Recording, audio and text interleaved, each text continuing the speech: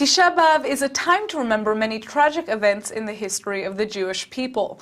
But what is the main message of this holiday nowadays? Joining us in the studio with the answer is former Knesset member and Rabbi Dov Liebman. Thanks so much for coming in. Sure. So to begin, tell us about this holiday. So there's a history to Tisha B'Av, the 9th of Av, which many people don't realize. It actually dates back to the story of the spies in the desert. When the spies came to the land of Israel and they came back to the Jewish camp in the desert with a negative report, the Jewish people hear this negative report about the Promised Land and they begin to cry. And they complain, and they say, we want to go back to Egypt. We don't want any part of this land, according to what the spies told us. And they cried all night on this day. And our sages teach us that God said, you cried over the gift that I gave you, the land of Israel. I'll give you a real reason to cry on this date. And that became the tragic date in our history, where we had two temples destroyed. There were two temples that were on the Temple Mount in Jerusalem. One was built by King Solomon, this beautiful, beautiful building, which was a place for worship for the whole world, by the way. That was destroyed by the Babylonians on this date. And the second temple, which was built 70 years after the destruction of the first one, built by essentially King Herod and others, destroyed on the 9th of Av as well. And then throughout our history, this has become a date with terrible things, including, by the way, the expulsion of the Jews from Spain. The Jews had experienced this golden period in Spain, and on this date, this is the date where they were forced out of that country as well. So it's a date with many other examples also the filled with liquidation tears. of the Warsaw Ghetto. Yes, correct. Filled with tears, filled with sadness, a very tragic day in our history. So, we're supposed to be mourning on this day. Tell us about what people in Israel are doing to commemorate these events. So, first of all, there's no eating or drinking for a large part of the population, certainly the religious population, but even many people who are not necessarily religiously observant feel this is an important day, so no eating and drinking for the entire day. In fact, we're counting down the hours now towards when we can.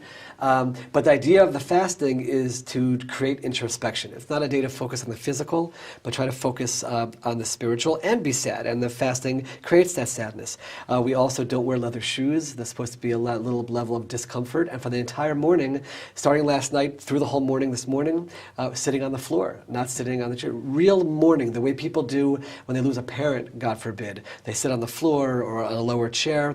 There's all these customs related to mourning to try to help us, because it's hard to feel sadness. Right. Here we are living in this beautiful country, things are flourishing, overall things seem to be okay, so we force ourselves through these physical actions to feel the mourning, and I have to be honest, it works. You do feel it. You do feel sad, and it helps you focus on some introspection. Now, what is the message that we're supposed to be taking from this? Because, of course, we want to be remembering these events, but how do they translate to modern day? And that's the key question, Natasha, because, we can go through physical actions, and that's religious practice, but if it's not meaningful, what was the point?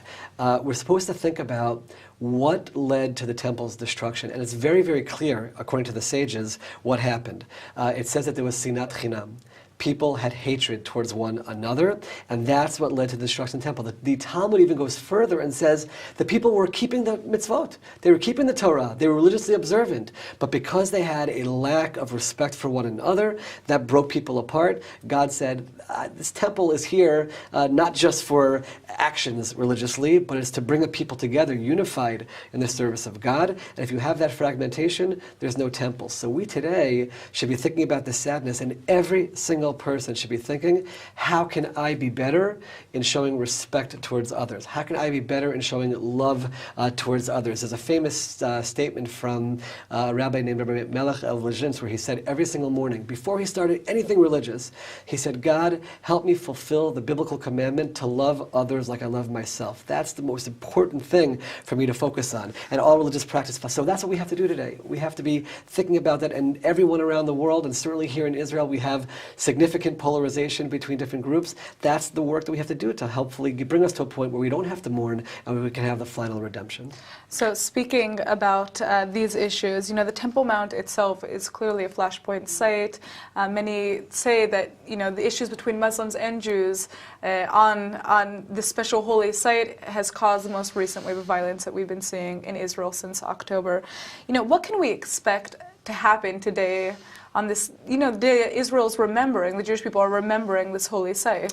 It's such a good question, and it's such a hurtful question. Not that you asked the question, but the meaning behind it. Here we are, Jews all around the world for thousands of years are mourning the fact that there used to be a temple on that site, on that site in the Temple Mount, that's where that temple that we're mourning stood.